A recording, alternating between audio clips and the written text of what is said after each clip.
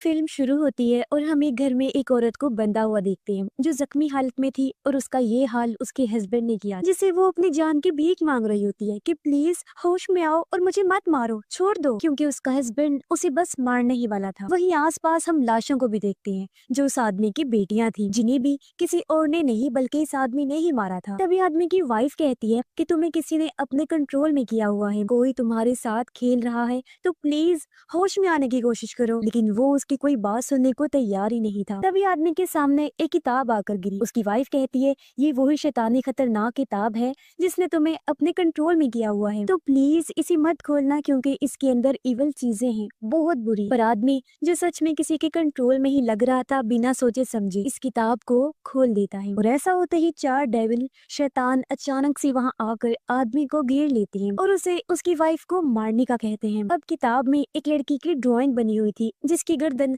अचानक मुड़ जाती है क्योंकि उसे किसी ने मार दिया था। ऐसा होते ही आदमी को अपनी वाइफ की जगह वही डेविल नजर आने लगता है जिसकी आंखें बहुत ही डरावनी लग रही थी, एकदम लाल खून से भरी हुई। आदमी काफी डर गया, उसे लगा कि ये डेविल ही है और वो उसका गला काट देते हैं जिससे उसकी वाइफ की मौत हो जाती है। कुछ टाइम बाद जब आदमी अपने होश में आया तो उसे अपने किए का काफी अफसोस हो रहा था। वो अपनी बीवी की लाश को गोद में लेकर काफी रोता है, गिड़गिड़ाता है, पर तभी यहाँ सारे डेविल्स आ जाते हैं और इस बार तो उनका लीडर भी आ गया जो उस आदमी को भी जान से मार देता है। दरअसल इस किताब के जरिए कोई भी डेविल से राब्ता बनाकर उन्हें अपने पास बुला सकता है, जहाँ डेविल्स और उनका लीडर आकर उस इंसान की 3 ख्वाहिशों को पूरा करते हैं। लेकिन इसके बाद उन्हें भी एक चीज चाहिए होती है, पर डेविल्स ये बात विशेष पूरे करने से पहले नहीं बताते, यानी वो उस इंसान के साथ खेल जाते हैं, उसके साथ चाल चल जाते हैं। उनके मुताबिक विशेष पूरी करने के बाद उस इंसान को भी उन जैसा डेविल बनना पड़ता है। अगर वो ऐसा नहीं करते तो वो शैतान उन्हें कर्ज दे देता है, यानी कि श्राप, जिससे वो इंसान उनके वश में आकर सबको मार देता है। जब भी तो इस आदमी ने अपनी फैमिली को मार दिया क्योंकि उस पर भी कर्ज हो गया था और जब उसने इनके साथ मिलने से इनकार किया तो उसे इन्होंने मार दिया। इसके बाद हम कहानी की मेन कैरेक्टर सिंड्रेला को देखते हैं, जी हाँ, उसकी सुतेली मॉम उसे काफी मार रही होती है और उस बेचारी को एक कमरे में बंद कर दिया जाता है। उसकी माँ के गुजर जाने के बाद सिंड्रेला के साथ ये सब बर्ताव हो रहा था। उसकी जगह किसी मेड से कम नहीं थी, वो सारी नौकरानियों वाले काम किया करती थी, जिस वजह से वो फूट फूट कर रोने लगती है। फिर वो अपनी डायरी में अपनी जिंदगी के बारे में लिखने लगती है। अब सिंड्रेला की 2 सुतेली बहनें भी थी जो भी उसके साथ वैसा ही सलूक किया करती थी, हर टाइम उसे परेशान करना और उसका मजाक बना के रखती थी। इनमें बड़ी बहन का नाम इंग्रिड था। शाम को सब लोग खाने के टेबल पर बैठे थे और सिंड्रेला सबको खाना दे रही होती है। अचानक उसे बाहर किसी के गिरने की आवाज आती है। वो जब चेक करने गई तो घर की मेड गिरी थी जिसके पैर में चोट आ गई थी। सिंड्रेला उसे उठाकर बाहर गार्डन में लेकर जाती है और उसका पैर ठीक करती है। ये दोनों फिर बातें करने लगे। वो मेड कहती है, सिंड्रेला तुम इतनी अच्छी लड़की हो, ऐसी जिंदगी क्यों जी रही हो? तुम्हारे साथ ये कितना बुरा सलूक करती हैं, तुम्हें यहाँ से चले जाना चाहिए। लेकिन वो ये कहकर मना कर देती है कि मैं सिर्फ अपने डैड की वजह से यहाँ रुकी हुई हूँ, वो किसी काम से गए हुए हैं, वो जब आएंगे तो मैं उन्हें देखकर हमेशा हमेशा के लिए यहाँ से चली जाऊंगी। तभी यहाँ मेड का बेटा आया जो किसी बेकरी से ब्रेड चुरा कर लाया था जिसे ये तीनों मिलकर खाने लगते हैं। अगले दिन इनके घर एक शाही फैमिली आती है जिसमें एक प्रिंस अपने मॉम डैड राजा और रानी के साथ आया था क्योंकि वो सिंड्रेला की दोनों बहनों को शादी के लिए देखने आए। प्रिंस के मॉम डैड दोनों लड़कियों को अच्छे से देखते हैं किसी एक का चुनाव करने के लिए, लेकिन प्रिंस को इन चीजों में कोई दिलचस्पी नहीं थी, इसलिए वो बाथरूम जाने का बहाना बनाकर वहाँ से चला जाता है। घर के बाकी कमरों को देखता हुआ जब वो घूम रहा था तो उसे मिल जाती है सिंड्रेला। पहले ही नजर में वो उसे देखता ही रहा, यानी वो उसे अच्छी लगी थी और अब वो सिंड्रेला का हाथ पकड़कर उसे खींचकर बाहर गार्डन में लेकर आता है, पर खिड़की के जरिए उन दोनों को इंग्रिड ने देख लिया था। प्रिंस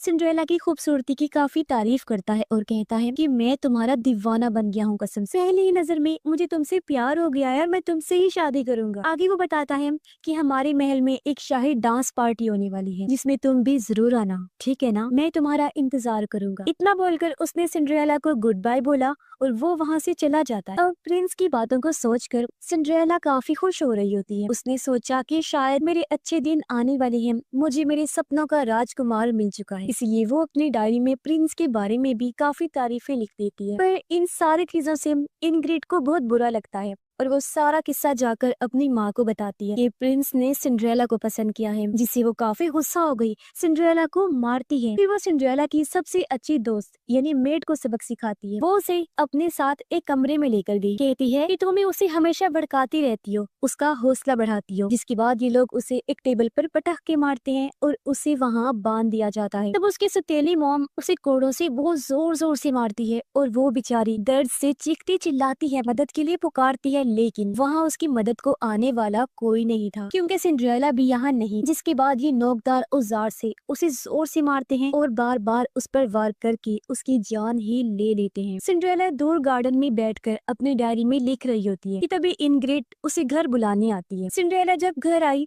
तो मेड की लाश को देखकर पूरी तरह टूट गई, फूट फूट कर रोने लगती है। अब उसकी सौतेली मॉम जानबूझकर सिंड्रेला के हाथ में खंजर पकड़ा देती है और कहती है कि इसे मेड के अंदर घोंप दो, पर सिंड्रेला रोते हुए मना कर देती है कि मैं ये नहीं कर सकती। इस पर उसकी मॉम सिंड्रेला के साथ जबरदस्ती करने लगी और कहती है कि अगर तुमने ये ना किया तो मैं तुम्हें और दुख दूंगी। तो अब ना चाहते हुए भी सिंड्रेला उसके अंदर खंजर घुसा देती है, जिसके साथ वो बहुत ज्यादा रोती है, चीखती चिल्लाती है। उसे ये भी कहा जाता है कि वो मेड की लाश को ठिकाने लगाकर कमरे को साफ करे। अब इस पूरे हादसे की वजह से सिंड्रेला गहरे सदमे में जा चुकी थी और अब वो ज्यादा किसी से बात भी नहीं कर रही। इसके बाद हम देखते हैं कि प्रिंस इनग्रिड को एक जगह मिलने बुलाता है क्योंकि इन दोनों की शादी तय हुई थी। लेकिन यहाँ इनग्रिड प्रिंस पर काफी गुस्सा थी। वो कहती है कि तुम सिंड्रेला को बाहर क्यों लेकर गई थी, तुम उसके साथ भी ताल्लुक रखना चाहते हो और मेरे साथ भी शादी करना चाहते हो, लेकिन मैं ऐसा हरगिज नहीं होने दूंगी। इस पर प्रिंस, जो कि एक बहुत ही घटिया लड़का था, कहता है अरे वो तो मैं ऐसे उसके साथ कर रहा था, प्यार तो मैं तुमसे ही करता हूँ, और देखना शाही पार्टी में तुम्हें ही डांस करने के लिए बुलाऊंगा, यानी शादी के लिए तुम्हें चुनकर अपनी रानी बनाने का ऐलान करूंगा। इसी रात सिंड्रेला मेड की हड्डियों को दफन करने के लिए जंगल में जाती है। उसने जब जमीन खोदी तो उसे वहाँ वही शैतानी किताब मिलती है, जिसे उठाकर वो अपने घर ले आती है। सब बैठकर जब खाना खा रहे थे तो सिंड्रेला अपनी सौतेली मॉम से मेड के बेटे के बारे में पूछती है कि वो कहाँ है। इस पर वो झूठ बोल देती है कि वो तो अपने टान वापस लौट गया है, लेकिन कहीं न कहीं सिंड्रेला को भी शक हो गया था कि ये कुछ छुपा रही है, और इस बात को टालकर वो सब खाना खाने लगे। पर तभी सिंड्रेला को डेविल और शैतानी किताब को लेकर अजीब डरावने ख्याल आने लगते हैं, और जब वो ऊपर नजरें करती है तो उसे अपने सामने अपने ही रूप में डेविल बैठा हुआ नजर आया, जिसे देख वो काफी डर जाती है, जोर जोर से चीखते हुए चिल्लाते हुए वहाँ से भाग गई। कुछ देर बाद उसके कमरे में दूसरी सौतेली बहन आई, जो उसे कांच के सैंडल देते हुए कहती है कि जब तुम डांस पार्टी में प्रिंस के पास जाओगे तो यही सैंडल पहन के जाना, ये मेरे सैंडल है वैसे तो, पर मुझे पूरे नहीं आ रहे इसलिए मैं तुम्हें दे रही हूँ। ये कहकर उसकी बहन जाने लगी, पर जाते जाते वो सिंड्रेला की डायरी चुरा लेती है। रात को जब सिंड्रेला सो रही थी तो अचानक किसी आहट की वजह से उसकी आंख खुल गई। उसने जब देखा तो रूम के बाहर एक डरावना सा डेविल खड़ा हुआ था, जिसे देख वो एकदम घबरा गई। मगर वो डेविल कहता है मैं तुम्हें इस दर्द भरी जिंदगी से छुटकारा दे सकता हूँ और तुम्हारी 3 विशेष पूरे कर सकता हूँ, जिससे तुम्हारी जिंदगी बदल जाए। और अब वो धीरे धीरे सिंड्रेला की तरफ बढ़ने लगा। वो डर की वजह से जोर जोर से चिल्लाने लगती है, जिसके साथ ही उसकी आंख खुल गई। यानी कि ये उसका डरावना सपना था, और ये इतना भयानक सपना था कि नींद से जागने के बाद भी उसका दिल जोर जोर से धड़क रहा होता है। पर जैसे तैसे उसने खुद को संभाल लिया। उसने जब सामने देखा तो वहाँ इनग्रिड खड़ी थी, जो उसे अपने साथ शाही पार्टी के लिए तैयार होने को कहती है, क्योंकि आज ही डांस पार्टी का दिन था। सिंड्रेला अच्छे से तैयार होकर पार्टी में जाने के लिए खुशी खुशी वहाँ पर आ जाती है, लेकिन उसकी मॉम को उसे देखते ही गुस्सा आ गया। वो उसे साथ ले जाने के लिए मना कर देती है। इस पर दोनों की बहस हो गई। उसकी मॉम को इतना गुस्सा आया कि वो सिंड्रेला को पहले मारती है और फिर उसका ड्रेस खराब कर देती है। इससे भी जब उसका दिल नहीं भरा तो उसे काफी बुरा भला कहकर ये लोग पार्टी के लिए चली जाते। तभी हम देखते हैं कि इन्होंने मेड के बेटे को घर में ही किसी जगह पर कैद करके रखा हुआ था, जिस बारे में सिंड्रेला को पता नहीं था। और वो बेचारी अपने कमरे में जाकर रोने लगती है, जहाँ तभी उसकी नजर उसी शैतानी किताब पर गई, जिसे उठाकर वो पढ़ने लगती है। किताब के पहले सफ़े पर उसे एक लड़की नजर आई, जिसने के उसकी मॉम जैसा ड्रेस पहना हुआ। फिर पेज पलटने पर वहाँ अपने आप ही कुछ लाइंस लिखी जाने लगी, जिन्हें सिंड्रेला पढ़ने लगती है। अचानक से सारी लाइट्स और मोमबत्तियां बुझ गई, जिसके साथ वहाँ अंधेरा छा जाता है। उसे अपने आसपास किसी के होने का एहसास हुआ, इसलिए वो चिल्लाने लगी कि कौन कौन है वहाँ पर, जिसके साथ ही वही 4 डेविल्स उसके आसपास आकर खड़े हो जाते हैं। यहाँ डेविल लीडर भी आया था। वो सिंड्रेला को कहता है कि तुमने इस किताब के जरिए हमसे राब्ता करके बुलाया है तुम्हारी मदद करने के लिए, और अब हम क्योंकि आ गए हैं तो तुम्हारी कैसी भी 3 विशेष को हम पूरा करेंगे। अब हालांकि सिंड्रेला काफी डरी हुई तो थी, लेकिन यही सही मौका था डांस पार्टी में जाकर प्रिंस से मिलने का। इसलिए वो यहाँ अपनी पहली विश मांगती है कि मुझे उस शाही पार्टी में जाकर प्रिंस के साथ डांस करना है। वहाँ जाने के लिए मेरे पास कोई चीज नहीं है, जिसके लिए मुझे अच्छे से कपड़े चाहिए और कोई सवारी चाहिए, यानी कि कैरेज वगैरह। उसकी विश डेविल पूरी कर देते हैं। वो सबसे पहले उसे खूबसूरत सा ड्रेस पहना देते हैं और अच्छा सा मेकअप करके उसे ऐसा मेकओवर देते हैं कि वो पूरी बदलकर खूबसूरत बन जाती है, और अब वो सच में किसी राजकुमारी से कम नहीं लग रही थी, जिससे वो काफी खुश हो जाती है। उसकी पार्टी में जाने के लिए नीचे कैरेज भी आकर खड़ा हो गया था, और क्योंकि सिंड्रेला ने यहाँ 2 विशेष मांग ली थी, और अब वो डेविल से कहती है कि मैं अपनी तीसरी विश बाद में मांगूंगी। सिंड्रेला जब पार्टी में गई तो सब उसे देखते ही रह जाते हैं। यहाँ इनग्रिड प्रिंस के साथ डांस कर रही थी। वो सिंड्रेला को देखकर जलने लगती है। सिंड्रेला को फंसाने के लिए उसके दिमाग में एक आइडिया आया। वो उसे जाकर कहती है कि राजकुमार तुमसे प्यार करता है और तुम दोनों को डांस करना चाहिए। जिसके बाद ये दोनों डांस करने लगे, जहाँ सिंड्रेला प्रिंस को अपने दिल की बात बताती है कि मैं तुमसे बहुत प्यार करती हूँ, लेकिन प्रिंस उसे मुंह मोड़ लेता है और उसकी बेइज्जती करते हुए कहता है कि मैं तुम जैसी लड़की से कभी प्यार नहीं कर सकता। वो फिर उसे नीचे गिरा देता है, पार्टी को रुकवा देता है, जिसके बाद प्रिंस और इनग्रिड ये दोनों सिंड्रेला का मजाक बनाने लगे। वो बेचारी काफी दुखी हो गई, रोने लगती है। अब सिंड्रेला की दूसरी सुतेली बहन प्रिंस को उसकी डायरी देती है, जिसे वो पढ़ के सबको सुनाने लगता है। इसमें सिंड्रेला ने लिखा हुआ था कि मुझे मेरा सच्चा प्यार, मेरे सपनों का राजकुमार मिल चुका है, और वो है प्रिंस, जिसके साथ मैं अपनी बाकी जिंदगी गुजारना चाहती हूँ। जो चीज जाहिर है बहुत बड़ी थी और नामुमकिन थी। ये सुनकर पार्टी में आए सभी लोग जोर जोर से हंसने लगे। अब इनग्रिड सबको कहती है कि आप लोग इसे खिलौना समझे और इसके साथ जो करना चाहे वो कर सकती हैं। ये सुनकर सब लोग सिंड्रेला का मजाक बनाते हुए बारी बारी उसे पंच मारने लगती हैं, जिससे वो बेचारी बहुत रोने लगी। साथ ही उसे गुस्सा भी आ गया था, और अब बदला लेने के लिए वो अपनी तीसरी विश भी मांग लेती है, यानी सिर्फ बदला, इन सब की मौत। इस पर डेविल्स का हेड कहता है कि तुम्हें बदला तो मिल जाएगा, लेकिन आखिर में तुम भी हमारे जैसे डेविल बन जाओगी, और अगर तुम ऐसा नहीं करोगी तो हम तुम्हें कर्ज दे देंगे। अब सिंड्रेला, जो कि पहले ही अपनी जिंदगी से हार चुकी थी, वो उन्हें हाँ बोल देती है, जिसके साथ ही शुरू हो जाता है उसका बदला, यानी मौत का खेल। और सिंड्रेला की आंखें भी डेविल जैसी बन जाती हैं,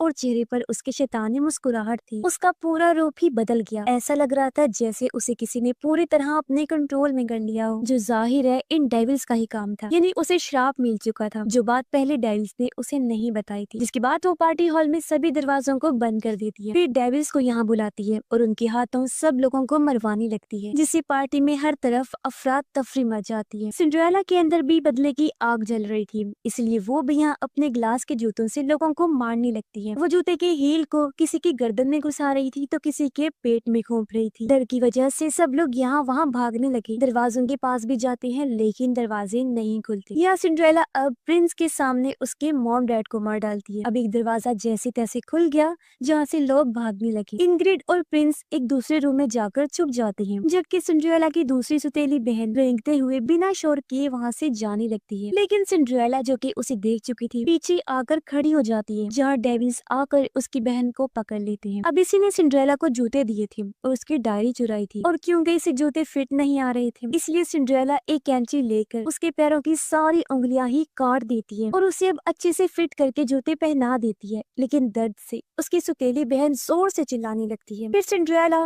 दूसरे सैंडल से उस पर वार करके उसकी भी जान ले लेती है, और वो पूरे खून से भर गई थी। उसकी चीखें सुनकर प्रिंस और इनग्रिड भी पूरी तरह डर जाते हैं, पर यहाँ अपनी जान बचाने के लिए प्रिंस इनग्रिड के साथ भी धोखा करता है। वो इनग्रिड के पास एक स्टील की बाल्टी फेंक कर शोर करता है, ताकि सिंड्रेला यहाँ आकर इसे भी खत्म कर दे, और खुद यहाँ से प्रिंस भाग जाता है। और अब अगला नंबर इनग्रिड का ही था। वो छुपने की बहुत कोशिश करती है, लेकिन आखिर सिंड्रेला ने उसे ढूंढ ही लिया था। वो सैंडल उसके चेहरे पर घोंप देती है और बुरी तरह उसकी जान ले ली, और अब सिंड्रेला पहुंच जाती है सीधा ऊपर, जहाँ प्रिंस छुपा हुआ था। क्योंकि जान बचा चाहकर वो वहीं भागा था। आखिर वो उसे ढूंढ भी लेती है, जहाँ प्रिंस एक बार फिर उसे फंसाने की कोशिश करता है कि इसमें मेरा कोई कसूर नहीं है, ये सारा प्लान इनग्रिड का था और मैं तो तुमसे ही प्यार करता हूँ। लेकिन सिंड्रेला जानती थी कि ये झूठ है और ये मेरे साथ नाटक कर रहा है, इसलिए वो उसकी एक भी ना सुनकर उसे सीधा बेड पर फेंकती है, जहाँ वो सारे डेविल्स आकर प्रिंस को बुरी तरह नोच नोच कर खा जाते। अब सारे मारे गए थे और सिर्फ सिंड्रेला की सुतेली मॉम ही बची, जो यहाँ से भाग रही थी। सिंड्रेला उसे मार नहीं पाती, इसलिए वो उस पर हंसने लगी। वो सिंड्रेला को उकसाने लगती है कि तुम्हारे बाप की मौत हो गई है और उसे मैं नहीं मारा है। ये सुनकर सिंड्रेला को इतना गुस्सा आया कि वो उसे हेल यानी जहन्नुम की आग में जला देती है। अब ये सारा मौत का खेल खत्म होने के बाद डेविल्स और उनका लीडर सिंड्रेला के सामने आकर खड़े हो जाते हैं। लीडर उसे कहता है कि अब तुम्हें भी हमारे जैसा बनकर हमारे साथ शामिल होना पड़ेगा। इस पर सिंड्रेला कहती है कि ऐसा कभी नहीं हो सकता, और हाँ, अगर मुझे तुम्हारे जैसा बनना भी पड़ा तो मैं बन जाऊँ, लेकिन मैं किसी के सामने नहीं झुकूंगी, यदि तुम्हारे गुलाम बनके तुम्हारे साथ नहीं रहना चाहूँ। और अब वो इतनी भयानक बन जाती है कि उसी जूते से वो लीडर को भी मार देती है, जो देखकर अब सारे डेविल्स सिंड्रेला के सामने ही झुक गई और हर चीज में उसे ही फॉलो करने लगी। यानी कि अब उन्होंने अपना नया लीडर सिंड्रेला को चुन लिया था, और जब वो यहाँ से जाने लगी तो बाकी डेविल्स भी उसके पीछे पीछे जाने लगते हैं। और इसी के साथ इस फिल्म की कहानी यहीं पर खत्म हो जाती है।